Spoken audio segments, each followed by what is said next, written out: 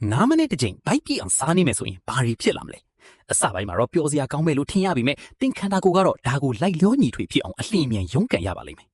ပုံမှန်အားဖြင့်အစာအိမ်ကအစာချေဖြတ်ဖို့အတွက်နာရီအနည်းငယ်အချိန်ယူရတာကြောင့်9မိနစ်တစ်ချိန်စားနေခြင်းဟာအစာချေစနစ်ကိုအလွန်အမင်းဝင်ပြီးစေပါတယ်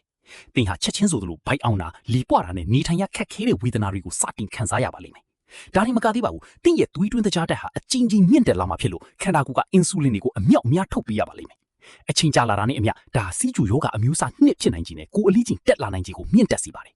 ခန္ဓာကိုယ်အနေနဲ့ဒီပိုထျံနေတဲ့စွမ်းအင်တွေကိုလောင်ကျွမ်းစေဖို့အချိန်မရတဲ့အတွက်အစီအဖြစ်ပဲသိသိထားပါလိမ့်မယ်တစ်ဖက်မှာလည်းသင်ရဲ့အင်္ဂါအစိတ်ပိုင်းတွေဖြစ်တဲ့အစာအိမ်အသေးနဲ့တရရွက်တို့ဟာအဆက်မပြတ်ဖိအားတံကိုခံနေရမှာပါ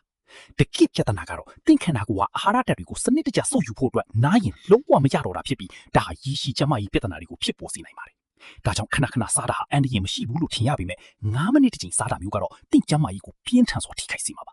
သင်ကိုထားကိုတရက်လောက်တောင်စမ်းကြည့်ခြင်းပါသေးသလား